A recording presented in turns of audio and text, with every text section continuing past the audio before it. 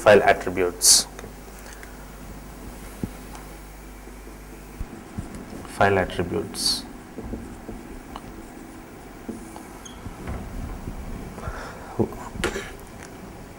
What is a Unix command or a Linux command available to list out all the attributes of a file? We have already seen this command.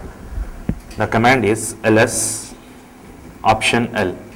It gives a list of all files which are present in the present working directory with all the attributes specified. For example, what are the different attributes which are associated with a file? Generally, what type of file it is one of the attributes, and it contains different types of permissions. What are the permissions which are allowed on this file? Then it has another attribute called whether it has links or not.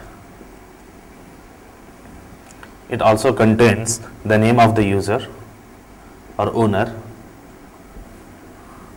and also contains to which group this file belongs to, and timestamp.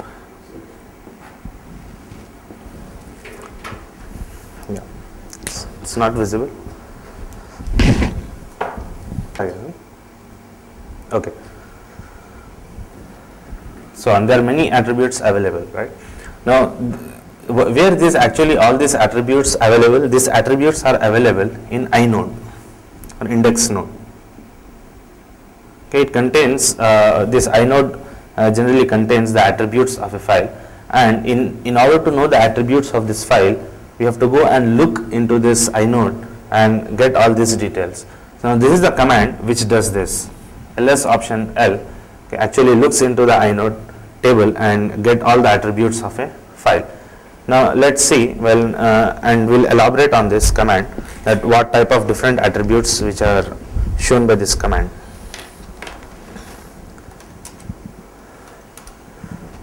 Yeah. Now we'll talk in detail about every column what has been displayed here. Now before it has displayed or listed all the files and directories, you might be seeing that there is one line which displays total 52. Okay, what is this total 52? Total 52 is actually the total number of blocks which are used by this present working directory to contain all these files and directories. It means, so in fact, if this total number of blocks are known, then we can find out approximately how much memory is allocated for all these contents. For example, generally in Unix systems,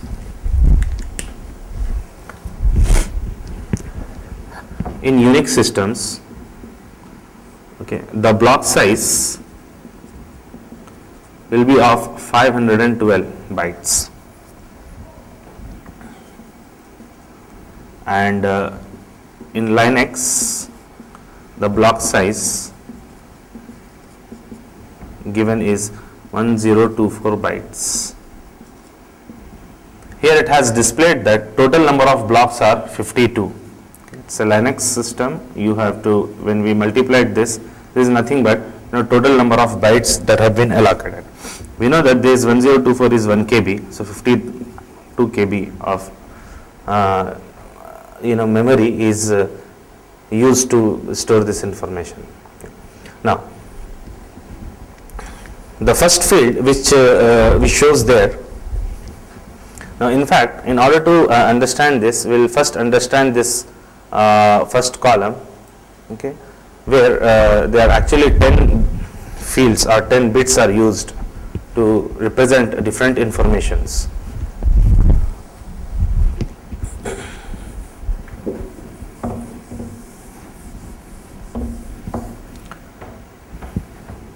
One, two, three, four, five, 6, 7, 8, 9, 10. This first field generally tells us what type of file it is. Okay. Now, if the first field is D, it means it is a directory file. Okay. If it is hyphen, then it means it's a normal file. Directory file and normal file comes under an ordinary file category, or it can be L, which means it's a link, soft link, or it can be special files like you may have P for pipe, okay, B.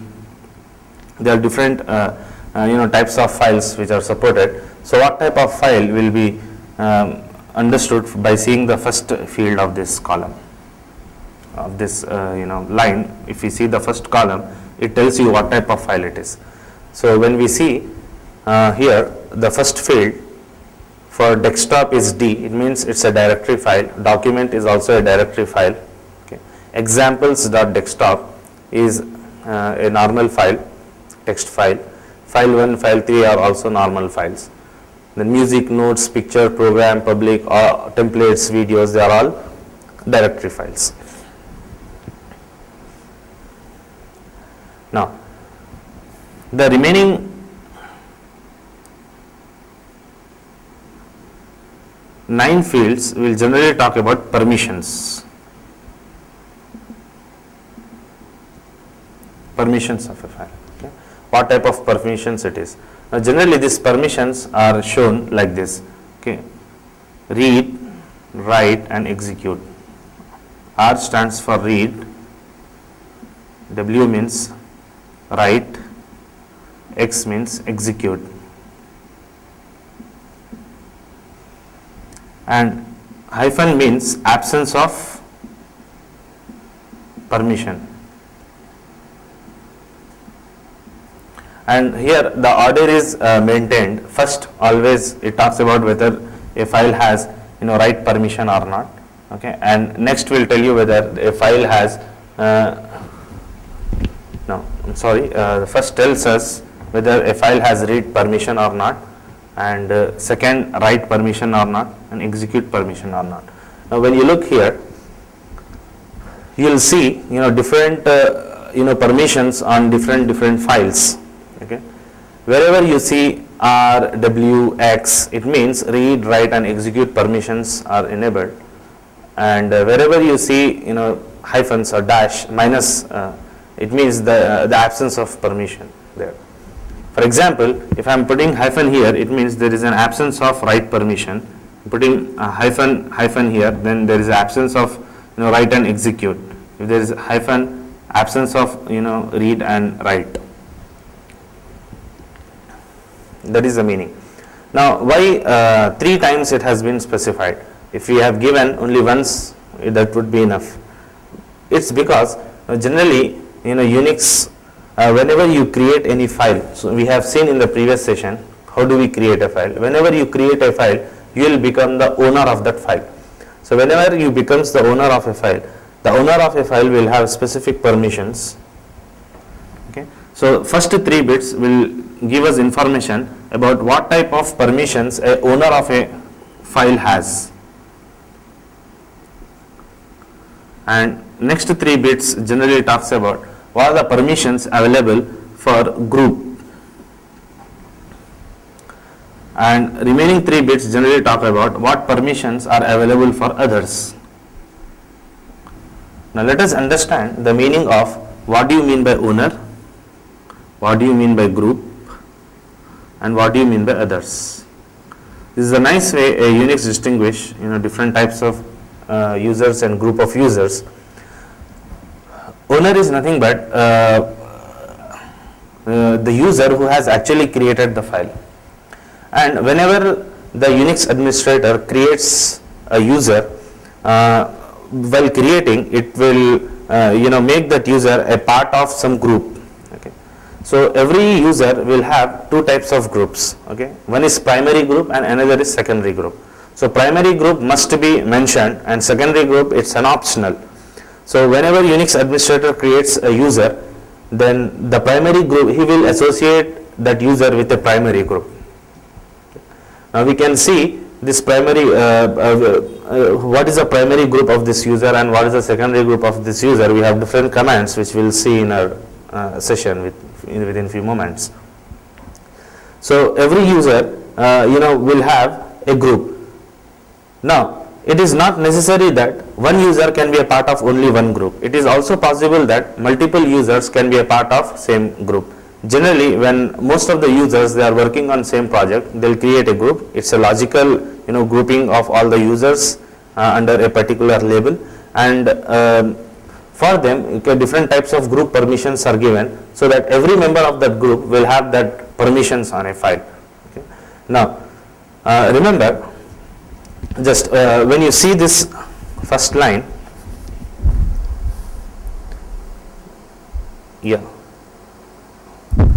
it's a directory, and owner is having all permissions read, write and execute. Actually this read, write, execute will differ for directories. The meaning of the interpretation of read, write, execute for directories is different from files. So we are discussing for files. Let's take first any file. For example, I am taking this file 3. Okay, it's a normal file. So owner is having read and write permissions. He can access the file and also he can modify the file. But whereas group is having only read permission. Now here is the owner, and assume that it's a group. Suppose the name of this group is KMIT, okay, and owner is also belongs to this group, and few other users, user 1, user 2, user 3 are belonging to this group. So all the group members have only read permission, and owner has read and write permission. But when you see the owner is also a part of this group, then will it have only read permission? No. Whenever you have this kind of scenario, always the group permission or the owner permission will override the group permissions. It means for this owner, this R will be overridden with R and W. So as a result, owner will have these two permissions. Remaining all other users have this only read permission. Okay. Now what do you mean by group? Group means it is also possible that a few users, they are part of this group and this user may part of some other group. Okay. Genesis for example. Okay. So user 1 and USD1, USD2, some other users. So it is possible for one user to be a part of multiple groups, but among these multiple groups, one group will be the primary group and other groups will be the secondary groups to which it belongs. And for this KMIT, US1 is a part of a KMIT group, and US1 is also a part of Genesis group, but US2 is part of only KMIT group. Okay, and USD1 is part of only Genesis group. Now here others means this for others, for this group others means USD1 and USD2. For this group others means US2 and US3. All those users which are not part of the group are called other groups. Actually, why Unix has this? Because in Microsoft Windows we have a concept of shared folder, which is actually implemented using this groups, primary groups and secondary groups. It's generally used for sharing a file permissions. Now others also have specific permissions. We can change them later. We will see how to change all these permissions of a file. So ls option L also includes the type permissions on a file. Now this generally permissions are meant for user, I mean owner, group and others. Now we will go and see next a column where I'll just write that one column and we'll elaborate that.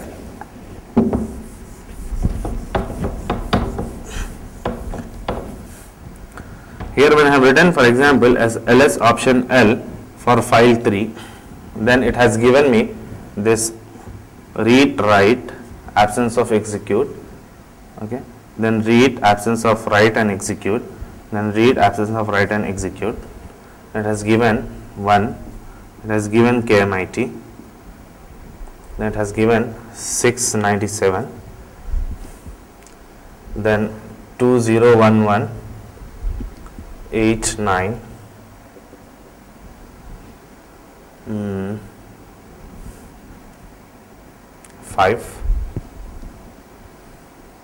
sorry 0011 file 3. We have seen that it gives type of the permissions, and generally it talks about permissions. It tells you about file type and tells you the permissions. What is this one? This actually refers to links. Now, I think when you see, there is one directory called notes, or there are few files which are having link count to 4, okay, and here link is 2, and few files are having link 1. What is the meaning of link? Here, whenever if the link count is 1, it means there is only one file which is physically stored on the disk, and it has only one name, okay, only one name which is used to which is acting as a handle to access that file. Whenever the link count is more than 1, for example, if the link count is 12, it means there is only one file, but there are 12 different names associated with that file. So it means file 3 is one of the names of 13 or 12 available names. That is the meaning of link count. So whenever link count here is more than 1, it doesn't necessarily means there are multiple copies of that file available. There is only one copy of the file available, but it has different names. That is the meaning of this link. Now another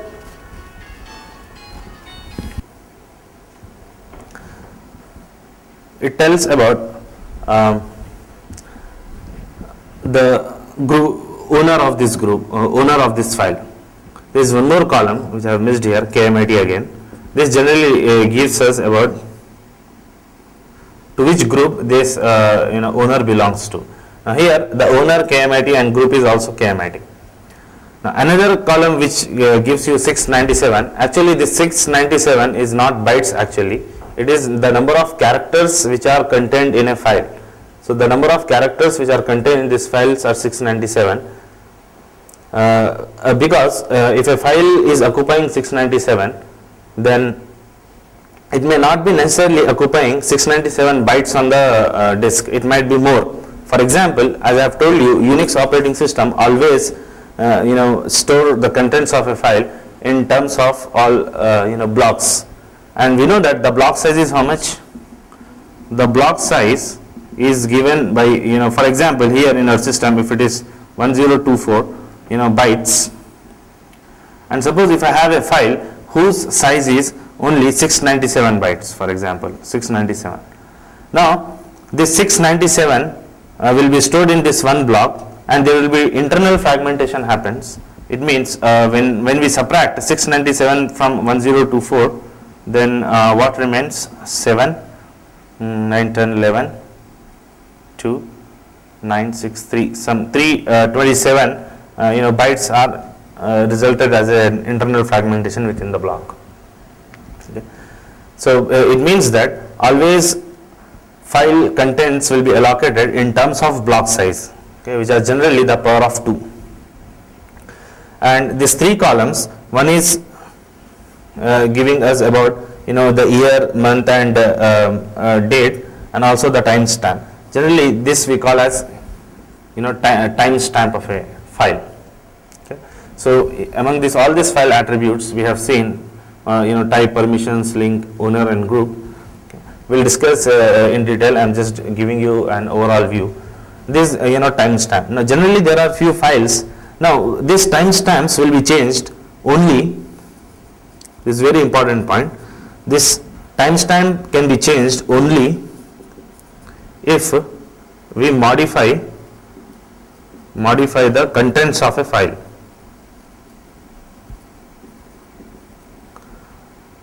Then a question arises, what happens for this file if I have changed the permissions or owner, will the timestamp changes? Timestamp will never changes when we modify the permissions or the owner of a file. Now the problem is, if we are changing the permission and owner of this file, and we want that that time to be recorded, then we have seen in our earlier session the command touch command, which is used for changing the permission of the timestamp of a file without changing the contents of a file. Now, if the file is 1 year old, then it doesn't displace the year. Okay, it only displays. It doesn't displace here. It means the file is 1 year older, and this is the name of the file. Now, remember, in inode generally will not store the file name.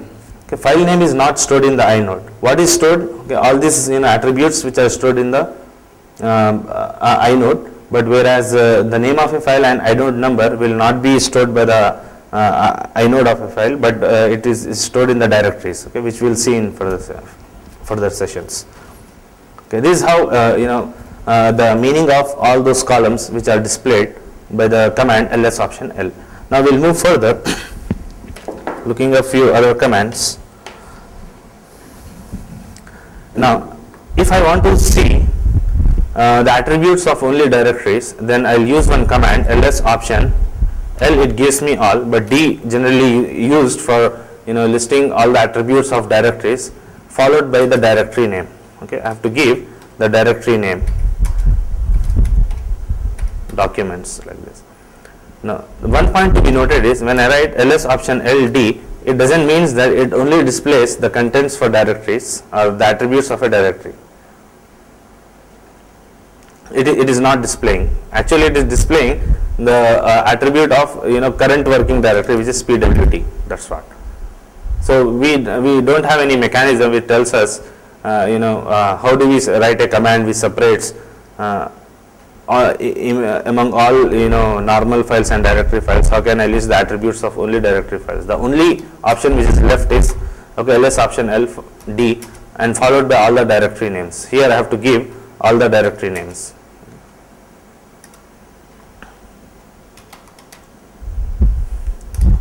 Okay.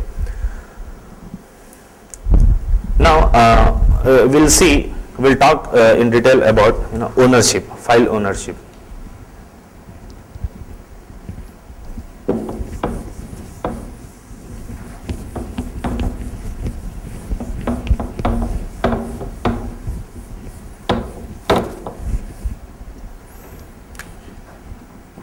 File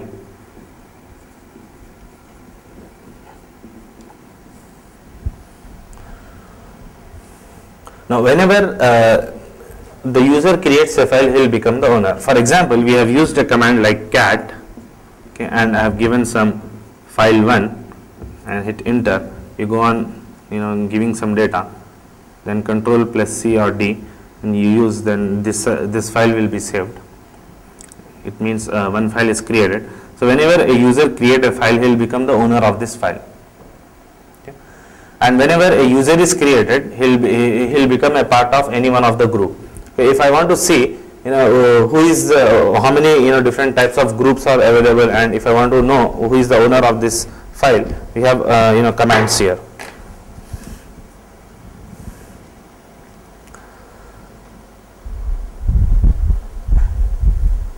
Okay.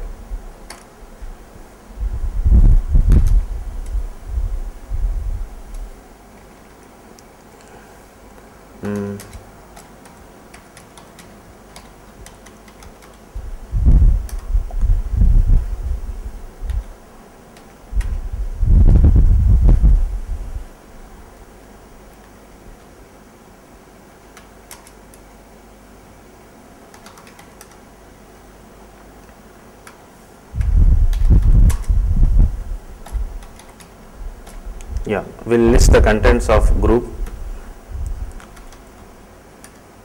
Okay, these are the different groups available. Now, if the size of the file is more than the page screen, then we can use there are two different commands available. Okay, one command is more command. We'll see whether it's working here. Yeah, it's working. So root is one of the group. These are the different group names available. Or we have another command called PG also, which can also be used. Okay. So every user when it gets created, it will have a user ID and group ID. Now user ID is actually a number and group ID is also a number, and each of these numbers can also be identified with name. Okay, this name and numbers are unique in the system. If I want to find out what are the user IDs and group IDs for a number, we will use a command called ID. This is a command which tells us the user ID of KMIT is 100 and group ID is also KMIT, same. Okay. So it has other information also available, which we'll discuss later. Now we can also see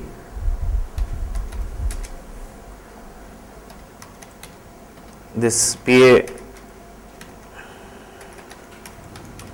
this password file which is available in etc directory.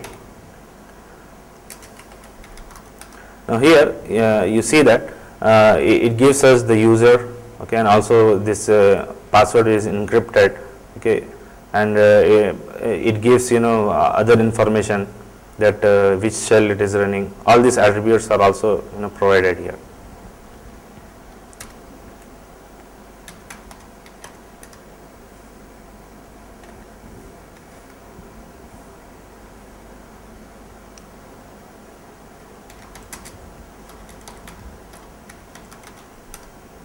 These are the groups which you have seen. Now we'll see what are the different file permissions and how to change this file permissions. Now in order to change the file permissions, we have a command called chmod.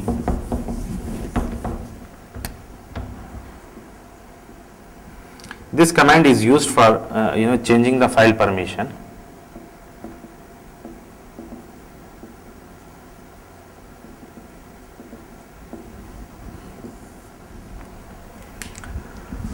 Actually, this before we see this, we'll see the manual page for chmod command.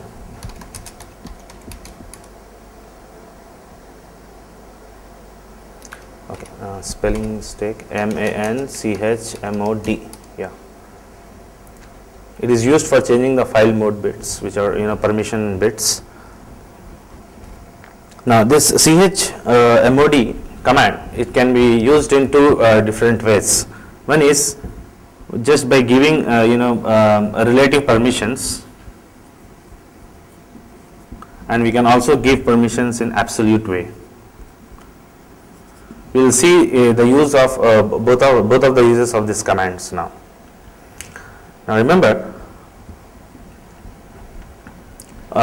if let us see the first usage of this. How do we give relative permissions using chmod command? For this, let us first see what is the syntax of this command. The syntax of this command is, it takes chmod command, okay, then it takes what type of account you are using, like is it a owner or a group, okay. Then we'll use some operation, or what type of object you are using. Is this object is owner of a group? Is he the owner, or he is the group, or is he belongs to other category? Owner, generally user. Okay, we'll give this object can be any one of this, and the operations which we can perform can be either for assignment or for withdrawing the permission.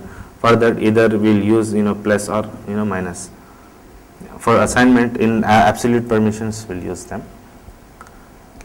Then now here we give the file permission. This file permission can be read, write or execute. And here we can give file name or file names. In a single shot, we can change the permissions of a file, permissions of multiple files or a single file.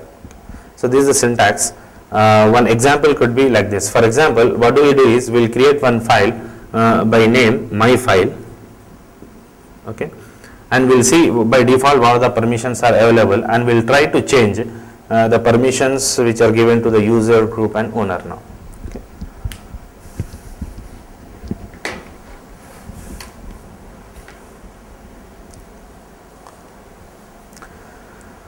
So cat my file, or we'll do one thing, here it is listing all these files and directories. We'll create our own directory, mkdir. Okay, I'll create one text directory. We'll go to test directory. Okay, so here we'll create one file, cat my file, and here we'll give, this is the demo file.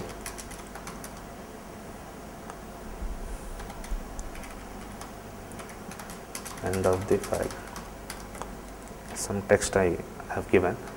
Now here we have, now when I want to see by default what are the permissions available, you know that there is a normal file, and the permissions available for the user is read and write. It doesn't has any execute permission, but group has only read, and others also has read permission. Now I want to give execute permission to the user also. Now remember, this permissions of a file can be changed by only two objects. One is by the owner of the file, or another is the super user, which is root.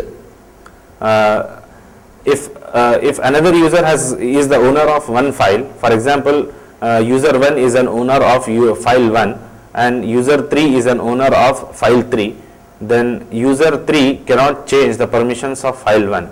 Okay. Only the owner can do, unless and until user 3 is the root user or super user. So now we'll use this command chmod. Okay. Now I want to change this for owner u, and I want to give execute permission, okay, on file my file. Okay. After executing this command, now when we execute ls option l command, we have seen that okay, my file has got execute permission also. So it means we have given execute permission to my file as well. Now similarly, if I want to withdraw this execute permission from this, then I can do it easily. Here the same command chmod. Okay. For user, I want to remove, minus is for removing the permissions of execute from my file. Okay. Again, when I show this command, then I will get execute permission which is removed from my file. So now this file cannot be executed. This is actually, from the security point of view, it's very good, because no file by default have execute permission. Okay, it means the user has to give manually the execute permission for a file. Generally, viruses, when if they are copied on Linux systems also, they doesn't do any harm, because their execute permission is not enabled by default, unless and until user do it explicitly manually. Now here, if assume that if I want to give, suppose if I want to remove write permission from user, the owner, then I'll do chmod. Okay. For the user, I'm going to remove the write permission to my file. Okay. Then ls option l gives me permission. Now what I want to do is, I want to give write permission to all the users. Then chmod, okay, for user, group and owner.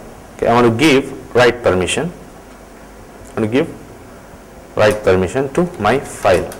When we do this, then again when we check, we have seen that all the categories of users, which are owner, the group and the others, have got the right permission here. Have got the right permission here.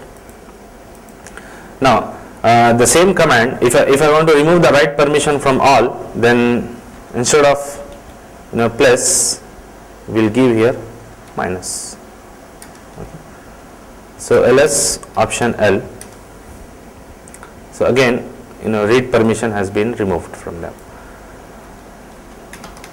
Now one of the word like a, which is used for see, if I want to give this write permission to all the members, okay, I have to write user, group and owner.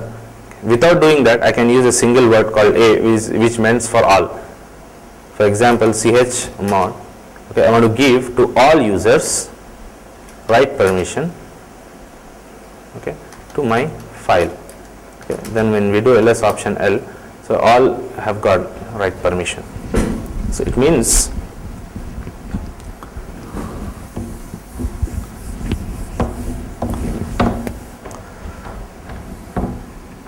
here category or the object of user can be user U, and for group we use G, and for others we use O, and for all the users we use A. Okay, and the operations which are available for adding permissions, for removing the permissions. Okay, and what type of permissions are available? Permissions available are read, write and execute. Now this can be done on multiple files also. Now this is one way of using chmod. There is another way of using chmod, using the numbers also, which is called absolute. Another way of using the chmod, using absolute permissions. Now in order to understand the absolute permissions, first we will see how these numbers are used for representing them. I think we'll stop here and continue this in next session.